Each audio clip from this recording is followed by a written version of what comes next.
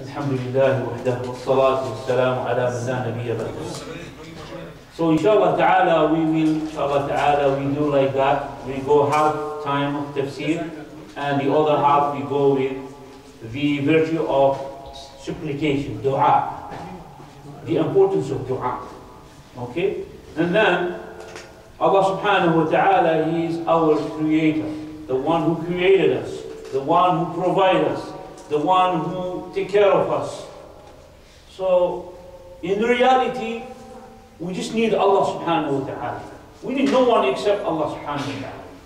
And anything we ask, we just need to ask Allah subhanahu wa ta'ala. Everything comes from Allah subhanahu wa ta'ala. And when we supplicate Allah subhanahu wa ta'ala, so we gotta do it to Him alone. We shouldn't supplicate to others than Allah subhanahu wa ta'ala. And then because of that, the Muslim, all over the world, we having a lot of problems. Why? Because we are not fulfilling that act of worship toward Allah subhanahu wa ta'ala. That's the most common mistake that the Muslim, because of ignorance, it's happening to them. If we go all over the world, Muslim world, you see from Bangladesh to Morocco, for example, from side to side, all these Muslim, and you see the amount of shirk that is happening, especially when it comes to dua. It's so big, too much. People goes to the grave of what's he called awliya. Awliya means the friends of Allah. Awliya means Allah loved them. We call them awliya. Allah called awliya who? Who are the awliya of Allah? Allah said, "Ala inna awliya Allahi la khawfun alayhim wa la hum yahzanun." And these, the ally of Allah, there is no fear for them. No fear for them, and there is no sadness for them. النفس المطمئنة. Who are they? الذين آمنوا وكانوا يتقون. Allah said two conditions. To be wali of Allah, you need to fulfill taqwa, you need to fulfill iman, believing in Allah. Fulfill all the concept of iman, the true believer. And you have to fulfill the concept of taqwa. الذين آمنوا وكانوا يتقون. That's it. Anyone that is truly believer, anyone in the street, maybe he is someone working in the street, I don't know, anywhere in the world, could be wali of Allah, but you don't know. Because iman and taqwa is here. Iman, you believe in Allah, that amount of iman increases and it decreases. Someone who disobeys Allah, his iman is very weak. Conclusion by conclusion. Someone who obeys Allah, who comes often to the masjid, prays, Fajr time, Isha time, raining, snows, even that he finds sweetness to come to the masjid. Why he does that? His iman is high. What makes him do that? Who's paying him money? No one. So he comes to them because of Allah subhanahu wa ta'ala. That iman is high. Someone who gives charity and he hide it for the sake of Allah. Why? Iman. Rasulullah said, "As-sadaqatu burhan." Sadaqah is a proof of what? Of the belief. Scholar said for his belief. Because no one is forcing you to give. Especially when you do it in secret. It's proof, evidence of your belief. Okay? So, this one, wali of Allah subhanahu wa ta'ala. الَّذِينَ آمَنُوا وَكَانُوا يَتَّقُونَ. This different group, what he said? Any scholars, Abdul Qadir Jilani. For example, Abdul Qadir Jilani, great scholars. He never said to people, come and worship me and make dua to me.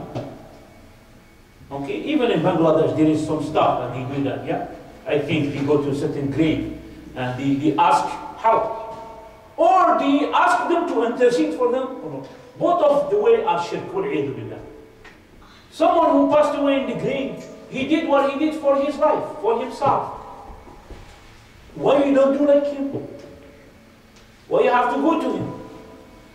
So you see shaitan corrupt people and he make people doing stuff. So they go to this grave and they ask dua from them. okay, to that Allah will forgive them. Why? Allah said in the Quran, He said, وَإِذَا سَأَلَكَ عِبَادِي عَنِّي فَإِنِّي قَرِيبٌ. If my servant asks you about me, tell them I am what? Close to them. So they don't have to take intermediate. The kuffar of Quraysh, they used to worship Allah, but they used to take intermediate, the idols. And Allah subhanahu wa ta'ala said, وَقَالَ رَبُّكُمُ ادْعُونِي أَسْتَجِبْ لَكُمْ إِنَّ الَّذِينَ يَسْتَكْبِرُونَ عَنْ عِبَادَتِي سَيَدْخُلُونَ جَهَنَّمَ دَاخِرِينَ. He said, and your Lord says, call upon me, mean make dua to me, I will respond to you. So Allah, it's promised. When you make dua to Him, He will answer you. Indeed, those who scorn my worship will enter hell in disgrace. إِنَّ الَّذِينَ يَسْتَكْبِرُونَ عَنْ عِبَادَتِي. Meaning the one who doesn't make dua to me. You see, when you ask someone, human being, ask him today, maybe he help you. Tomorrow, what's wrong with you? The third time you'll be upset with him. That's human being. Allah subhanahu wa ta'ala. More you ask him, more he is pleased with you. Because supplication is an act of worship. And that supplication, when you do it sincere to Allah, so then the result of it will come. When you ask Allah subhanahu wa ta'ala something sincere and you do it for Allah alone with no showing off, so Allah will give you back what you want. There is many other virtue of supplication and dua, but I just selected the dua of the morning and the dua of the evening. There is a dua, dhikr of the morning and the dhikr of the evening. What is the dhikr of the morning? Rasulullah sallallahu alaihi wasallam used to say certain saying in the morning, specific for the morning, and certain saying specific for the evening. And this dua, this supplication, they have benefit. Okay? And you say them in the morning after Salatul Fajr, and you say them similar to it after Salatul Asr till sunset. What is the benefit? We're gonna talk about it. Okay? The dua of the morning are these dua here. Okay? The first one, reciting Ayatul Kursi. How many of you knows Ayatul Kursi? One. You know Ayatul Kursi? Good. Huh? MashaAllah. Good. Now Ayatul Kursi. Ayatul Kursi, it's ayah number 255 in Surah Al-Baqarah. If you are asked, what is the greatest ayah in the Quran? You will say Ayatul Kursi. Okay? Okay, that's the saying of Rasulullah to that companion, radiallahu anhu. So Ayatul Kursi, there is a lot of ahadith about Ayatul Kursi. Reciting Ayatul Kursi in the morning. You're reciting Ayatul Kursi in the evening, plus reciting Ayatul Kursi after each Salah, which means Salatul Fajr, Salatul Dhuhr, Salatul Asr, Salatul Maghrib, Salatul Isha. Ayatul Kursi is the ayah, Allahu la ilaha illa huwa al-hayyul qayyum, la ta'khudhuhu sinatun wa la nawm, lahu ma fi as-samawati wa ma fi al-ard, من ذا الذي يشفع عنده إلا بإذنه يعلم ما بين أيديهم وما خلفهم ولا يحيطون بشيء من علمه إلا بما شاء وسع كرسيه السماوات والأرض ولا يؤوده حفظهما وهو العلي العظيم. What's the meaning? Why it was called al-kursi? This is in Arabic al-kursi. Okay, the chair. But doesn't mean that meaning in this ayah. Al-kursi is the foot stool. Allah subhanahu wa ta'ala, where is Allah? Allah said, Ar-Rahmanu ala al-arsh istawa. Is over his throne. On his throne. Is he sitting? Is he? We don't compare. You understand? As some deviant groups, he dominates. No. He's on his throne. That's it. How? Allahu A'lam. Okay? Now, Al-Kursi. Al-Kursi is the footstool that is on the throne.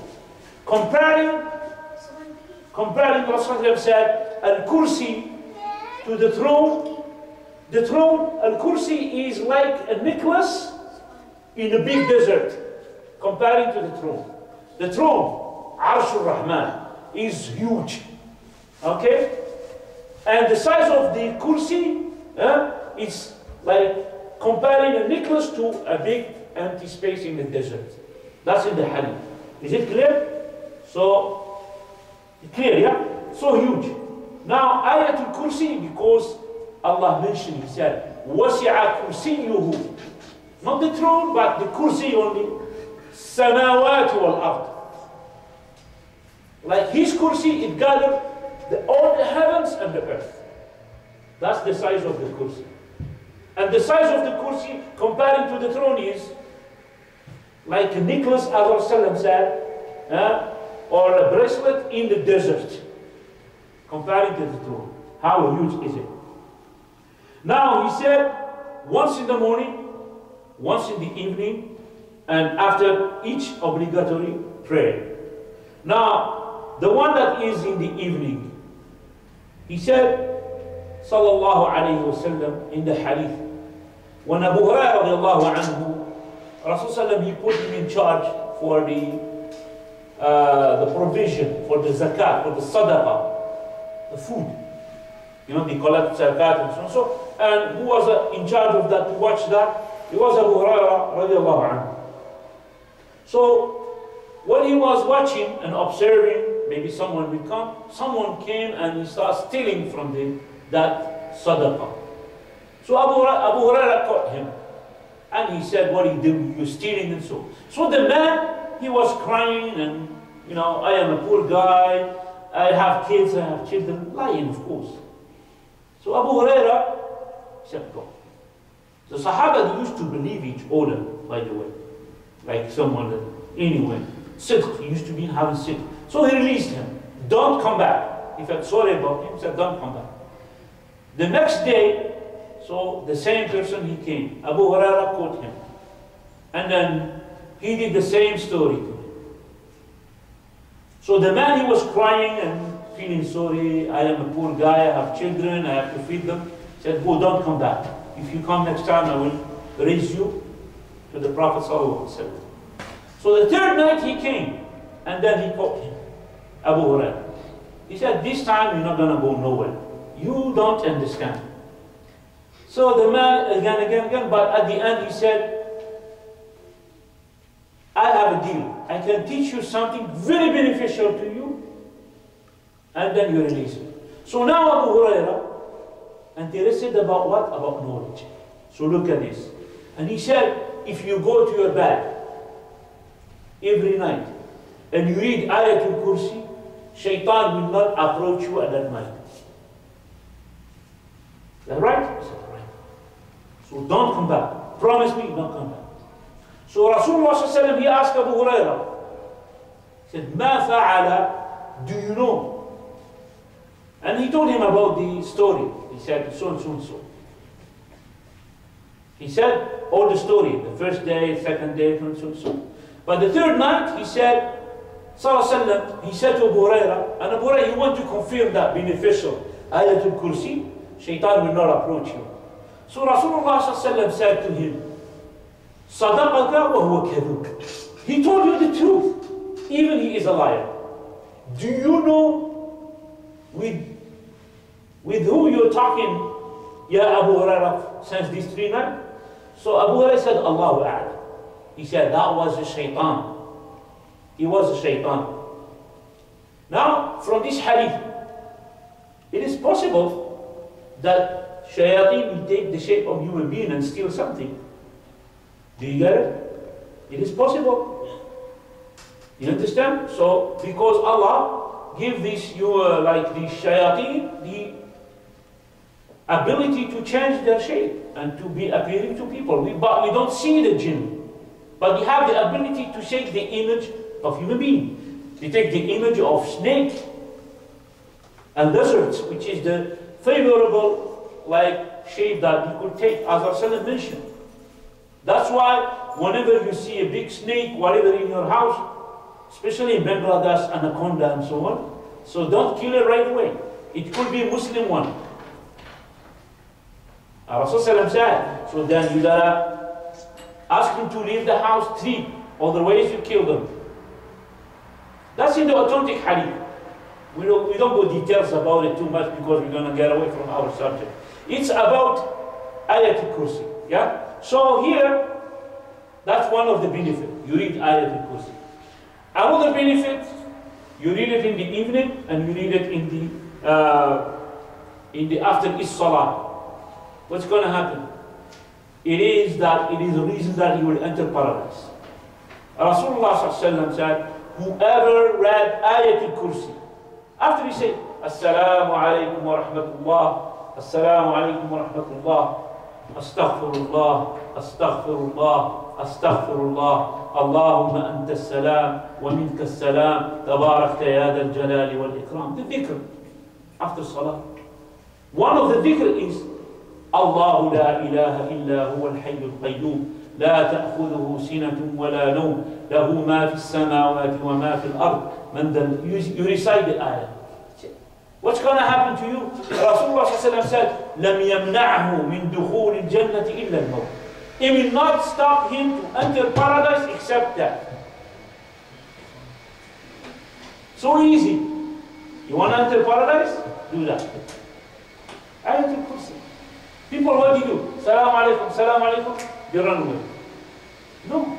Sit. Rasul said, whoever prays and he was in salat, he's still in salat since he's remembering Allah. You're still in salat. Okay? Ma lam yuhdith. And so on. So he said, this is Ayatul Kursi. And this is the benefit and the virtue of Ayatul Kursi. So we read it 1 time in the morning, 1 time in the evening. That will be protection from us. From who? Shaitan will not approach you. And also you need it after each salah. 5 times salah. After you finish, you read Ayat al-Kursi.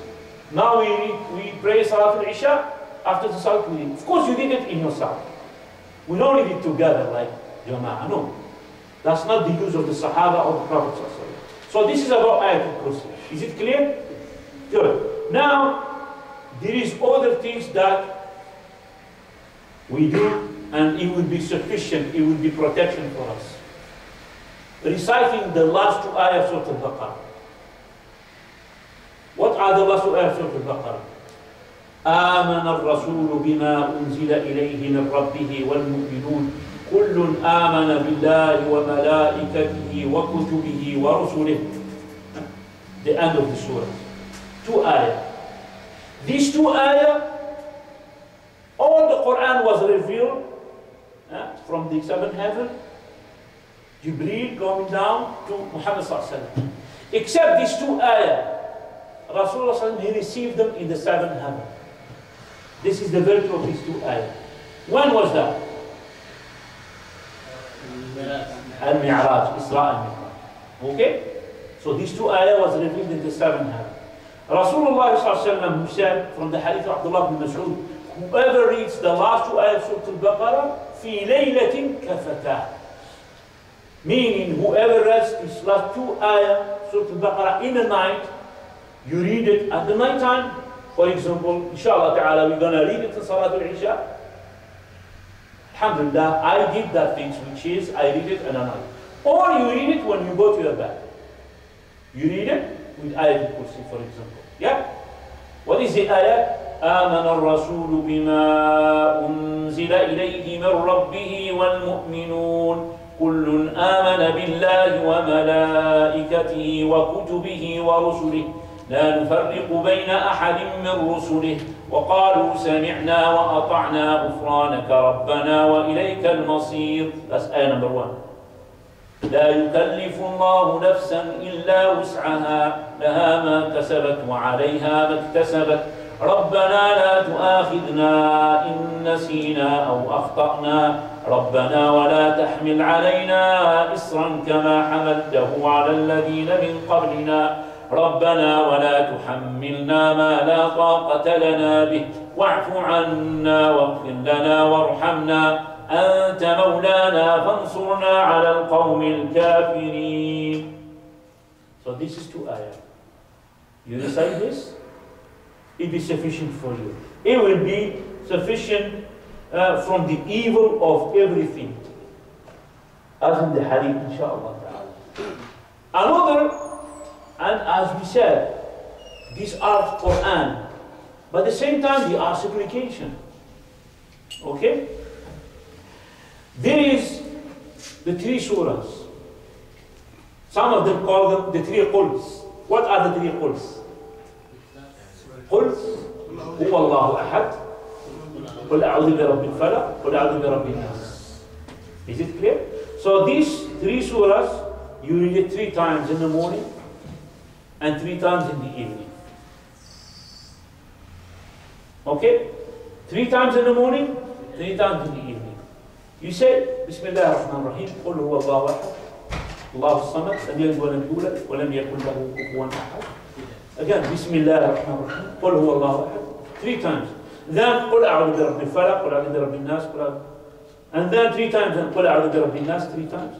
So 3 times. So you say this, they will be sufficient for you from everything. And in many hadith, Rasulullah used to recite these 3 surahs in his hands. Whenever he's sick, whenever he has pain, whatever it is, he reads in his hands. And then he blows in it, like that. Bismillah ar-Rahman ar-Rahim, قل هو الله أحد الله الصمد لم يلد ولم يولد ولم يكن له كفوا أحد. Bismillah ar-Rahman, 3 times. After that, he wiped on the part that he's having pain. This is what he used to do. Aisha radiallahu anha, when the Rasul he was sick, he couldn't even raise his hand. Sallallahu alaihi wasallam. And she used to do it for him. She used to take his hands, not her hands. Why? Because the hands of the Prophet are more blessed than the hands of Aisha radiallahu anha. She used to take his hands and she used to read in his hands, and he couldn't do it. And she used to wipe on his body. And also when he used to go to his bed, to sleep, he used to read it and he wiped what he is able to wipe over his body. And he sleeps. So these are different usage of the 3 quls. We said the dhikr of the morning and the evening, 3 times, 3 times, 3 times. Inshallah ta'ala is clear, yes? Is it clear? So this is easy.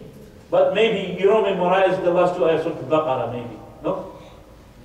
No? So try to memorize it. Okay? Try to memorize. We did the tafsir of that.